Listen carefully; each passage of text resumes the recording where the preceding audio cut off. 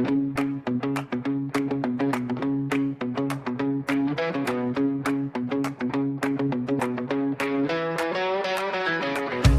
dans du 5 km à l'Ultra Trail, le podcast qui t'aide à progresser en trail avec méthode, plaisir et confiance. Et cela quel que soit ton niveau.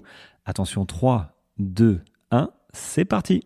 Salut les amis, bienvenue dans ce nouvel épisode du 5 km à l'Ultra Trail. J'espère que vous avez la forme, que tu as la forme en ce début de semaine avec moi. Alors j'ai une petite voix, j'ai l'impression que je suis pas en forme. Alors, quand même, je suis pas malade, c'est plutôt bon signe. Je sais pas comment je fais pour pas être malade parce que tout le monde autour de moi est malade. Donc j'espère que toi, écoute, ça va pas trop mal. Hein, et si ça va pas bien, dis-toi que forcément ça ira mieux plus tard.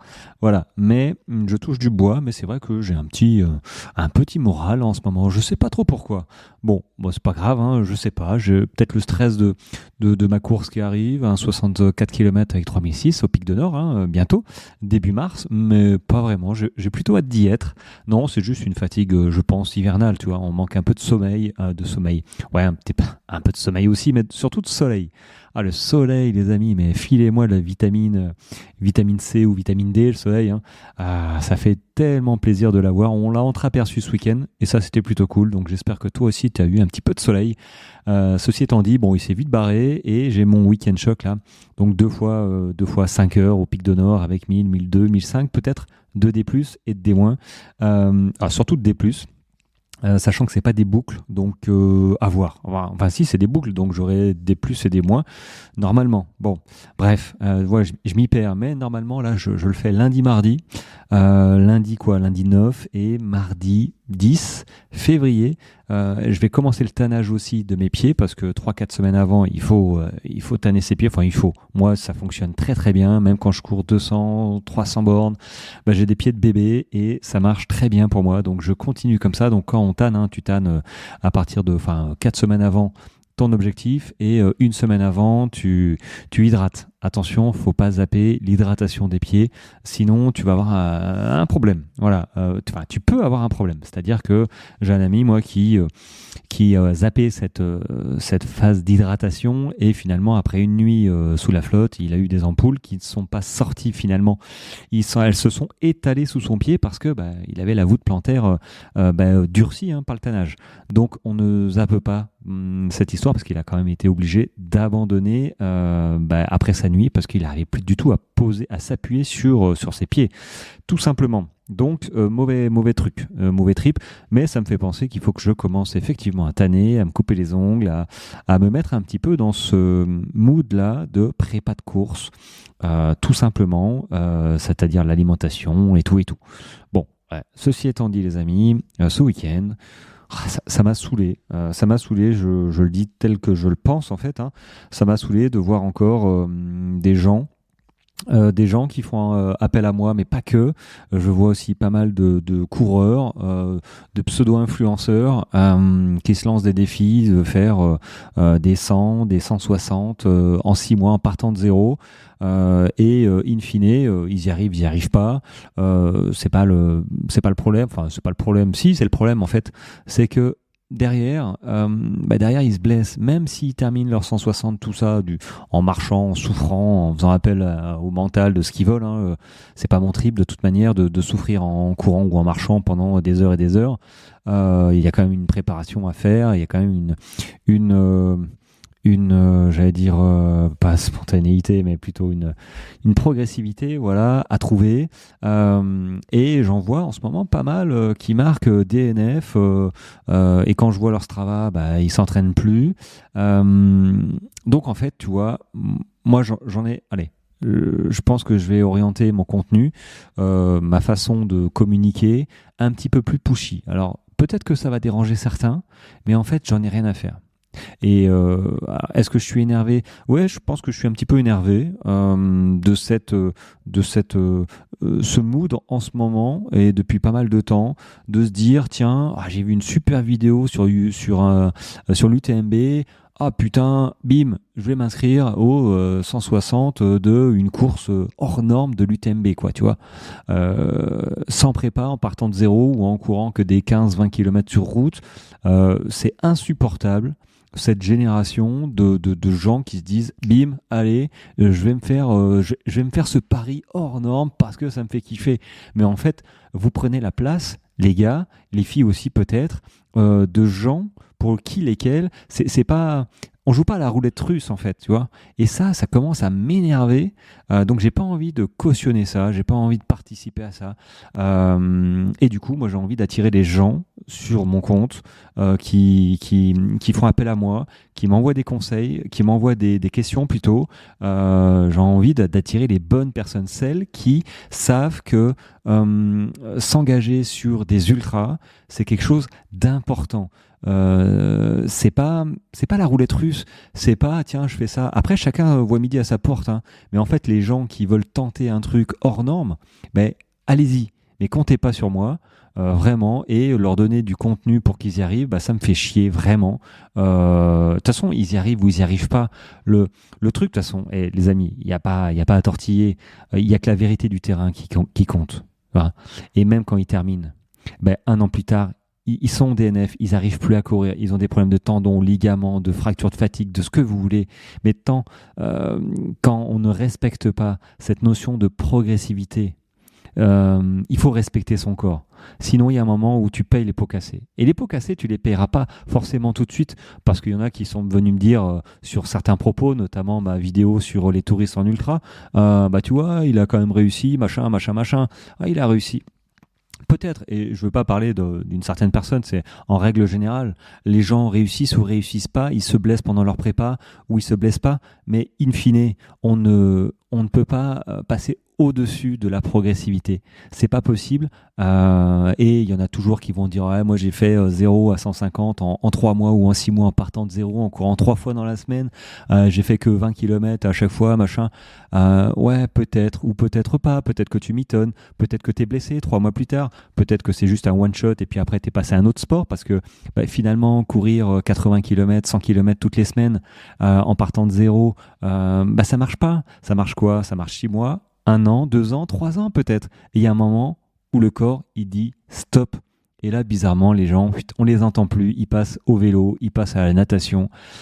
Mais ça, c'est pas mon trip, les amis. Moi, mon job vis-à-vis de moi-même, déjà, c'est prendre du plaisir à courir tout le temps quand j'en ai envie. Et mon trip à moi, c'est de courir longtemps, pas forcément très rapidement, mais longtemps et sans me blesser. Donc moi, j'ai envie d'attirer les gens. J'ai envie d'influencer les gens parce que oui, quand on a 560 épisodes de podcast, quand on a 30 000 personnes qui me suivent sur Insta, 10 000 sur TikTok et Facebook, ça augmente Facebook, hein, et une newsletter aussi fournie, bah oui, j'ai quand même ce rôle d'influenceur et j'aimerais influencer les bonnes personnes pour les bonnes raisons. Chacun a ses raisons, mais ces raisons-là, de faire du one-shot, de jouer à la roulette russe parce qu'on a vu un objet brillant, on a vu une super course, une super vidéo, qu'on a envie d'être dans la situation du gars qu'on a vu à la télé, bah ça, moi, ça ne m'intéresse pas, je n'ai pas envie.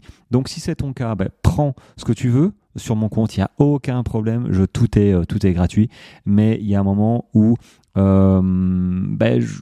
tu vas payer. Tu vois, les conseils, ils sont gratuits, mais l'expérience, à un moment, ça se transmet. Tu vois, sur ChatGPT, tu vas trouver tous les conseils, bons ou mauvais d'ailleurs, hein, on trouve de tout et n'importe quoi.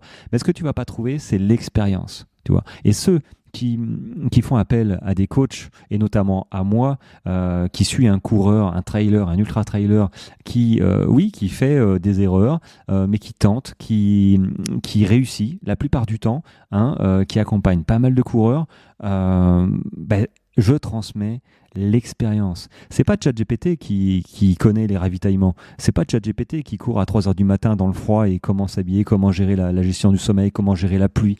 Non.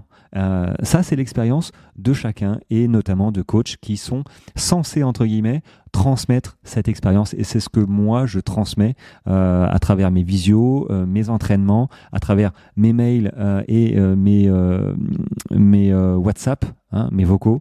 Donc, c'est ça, moi, mon job de coach. Et c'est ça que j'ai envie de transmettre. Alors oui, j'influence, mais j'espère que j'influence de la bonne manière, de la bonne façon, que la progressivité, ça ne se trouve pas dans un paquet de Kinder ça ne se trouve pas en regardant la télé, en se levant le matin, en se disant oh, c'est trop génial, je vais y aller parce que tu prends la place de quelqu'un pour qui c'est réellement important.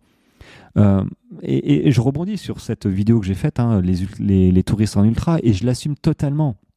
Je l'assume totalement et j'ai même envie d'enfoncer les clous parce que finalement, il y a des personnes qui sont venues me voir, qui ont mis des petits commentaires. Oui, chacun voit midi à sa porte. C'est super, c'est super motivant de voir quelqu'un se lancer un gros défi. Mais c'est quelqu'un qui se lance ce genre de défi hors norme. Derrière, il paye les pots cassés. Et le problème, c'est que on n'a pas assez de dossards. On a trop de monde sur les courses. On a trop de monde. C'est devenu un phénomène de foire où chacun y va de son petit défi personnel et ça c'est insupportable. Donc prenez le temps de progresser, de vivre une expérience de A à Z parce que quand vous ne prenez pas le temps, vous prenez la place de quelqu'un pour qui c'est réellement important et pas juste jouer à la roulette russe, juste être sur le devant de la scène ou se lancer un défi hors norme parce que on a vu de la lumière. Point. Bon, je me suis un peu emballé, mais après, sincèrement, j'ai envie de dire, ça n'empêchera pas ce genre de personnes de s'inscrire. Il y a certaines courses, effectivement, où il y a un minimum de courses à valider, et ben ça c'est très bien.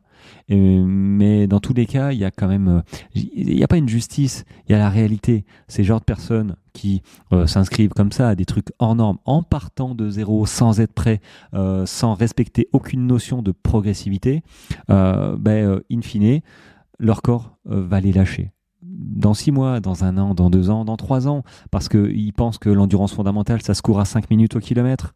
Allez, 5 minutes au kilomètre. Non, je courrai pas à 5,30, ni à 6, ni à 6,30 d'ailleurs, parce que, non, attends, je suis pas un escargot, c'est la loose, mais parce que ces gens-là, ils n'ont pas compris, ils n'ont pas pris le temps de comprendre parce que ils n'ont pas expérimenté la progressivité. Ils n'ont pas fait les quelques petites erreurs qui amènent à être capable de courir 100 bornes. Moi, ma course de 64 km, par exemple, pour moi, c'est une sortie longue. À peu près, tu vois. Tu vois un petit peu, je veux pas me mettre sur le devant de la scène. Je suis pas un surhomme, non. Sauf que 64 km avec 3006, c'est presque une sortie longue en toute, on va dire, humilité, même si j'ai un peu peur parce que quand on est trop en confiance, forcément, ça marche pas souvent. Donc je suis pas en confiance. Je sors de l'hiver, je sais que j'ai pas forcément fait les bonnes séances, les bonnes sorties, mais je suis capable de courir tout le temps quand j'en ai envie, parce que j'écoute mon corps, parce que je sais comment je réagis et je ne mets pas de lumière dorée devant les yeux à me lancer des défis hors normes. Alors on peut se lancer des défis hors normes, mais s'il vous plaît, avec un minimum d'expérience, d'habitude, de quelque chose, quoi, tu vois, parce que c'est pas possible. C'est pas possible. Après, chacun, voilà. Mais ce qui n'est pas possible, c'est de voir tous ces dossards comme ça quand on s'approche, je sais pas moi, le marathon de Paris, quand on s'approche des courses comme ça, l'ultramarin. Il y a des reventes de dossards. Je me suis blessé, je me suis ci, je me suis ça. Et il y a combien de non partants et combien aurait voulu prendre la place de cette personne-là. Voilà, alors faut pas, alors j'en entends, évidemment, chacun voit midi à sa porte, à ses rêves, qui je suis pour dire toi t'as le droit, toi t'as pas le droit. En fait, ça reste un sport, quoi. Ça reste un sport avec ses règles. Et à partir du moment où tu respectes pas la notion de progressivité, tu compteras pas sur moi pour t'aider à y arriver parce que c'est pas bon pour toi ou quelqu'un d'autre. Je parle pas à toi précisément, attention. Mais c'est pas bon pour le corps. Et moi, je suis diplômé, je suis éducateur sportif aussi. Et c'est pas mon job de t'amener à te mettre en danger. Voilà, parce que c'est ça, c'est quand on s'engage sur un 160 avec 9000, 10 000, voire plus de dénivelé, c'est dangereux. C'est dangereux pour nous, c'est pour notre intégrité physique. C'est pas anodin. Le mental se travaille, mais au-delà du mental, il y a le physique, quoi. Il y a des endroits qui sont escarpés, il y a des endroits qui sont dangereux, il y a les bénévoles, il y a qui sont là pour nous, il y a tout le service médical, il y a l'organisation. Donc on court pas tout seul. Si tu as envie de te faire ton trip, écoute, t'y vas, tu prends la place de personne et tu vas courir ton 160. T'as pas besoin d'une course officielle pour faire ça. Et d'ailleurs, j'en reviens qu'en 2026, je pense, et en 2027, ça va s'accentuer. Et je pense que je vais y participer aussi, l'élaboration de courses en off voilà, loin de toutes les paillettes, les lumières, parce que c'est insupportable de voir autant de monde sur les courses, de voir le prix des dossards qui s'envolent. C'est devenu un business qui s'éloigne de ma vision des choses à l'époque où j'ai commencé le trail, qui était vraiment une notion de liberté, de dépassement de soi. Et c'est toujours une notion de liberté, de dépassement de soi. C'est pour ça que tu me verras pas sur l'UTMB ou sur une course de l'UTMB, ou peut-être celles qui sont moins, où il y a moins de monde tout simplement. Il est hors de question que je fasse la queue pendant 1 heure parce qu'il y a un gros bouchon sur un single, parce que on est 4000, 5000 sur la même course. C'est pas possible. C'est pas comme ça que j'ai envie de courir, parce que là tu cours pas, voilà. Donc j'ai pas envie de participer à ça, de près ou de loin. Moi, c'est ma vision du trail qui évolue petit à petit. Et c'est vrai que les courses en off, hein, c'est plutôt sympa. C'est une notion de liberté. Il y a d'autres formats qui vont arriver. Il y a d'autres types de courses qui arrivent, qui me plaisent bien. Ouais, il y a des courses qui sont assez plus orientation, moins balisées, ce genre de. Ça m'attire vraiment. Bon, voilà, tu vois que je termine sur une bonne note. Ceci étant dit, voilà, si tu as des questions par rapport toi à tes entraînements de progressivité, écoute, contacte-moi et je te partagerai ce que je peux te partager qui va te servir et pas te desservir. Bon, sur ce les amis, en tout cas, merci de votre écoute. C'est un parti pris. J'en avais pas assez, mais c'est vrai qu'on veut plaire à tout le monde. Moi, j'aime plaire à tout le monde parce que finalement, on met du temps, on met de l'investissement à courir. Et c'est compliqué de refuser parfois des coachings ou pas refuser de l'aide, mais bon, voilà, il faut s'entraîner pour les bonnes raisons et voilà. Après, il y a des coachs qui vont peut-être te prendre si tu veux te tenter un pari. Mais je suis pas de ce type-là. Donc, moi, je donne des conseils pour ceux qui veulent progresser en sécurité, atteindre leur objectif et être capable de courir longtemps sans se blesser, tout en gérant sa vie familiale et le taf aussi. Hein. C'est ça le problème. Bon, je vais arrêter là, sinon je suis parti sur encore un autre univers. Mais bref, allez sur ce les amis, passez un bon début de semaine. On se retrouve très rapidement, c'est-à-dire mercredi. Voilà, 3 épisodes dans la semaine, c'est déjà pas mal. On va parler entraînement. Voilà, c'est bien l'entraînement aussi. Hein. Allez, ciao, ciao.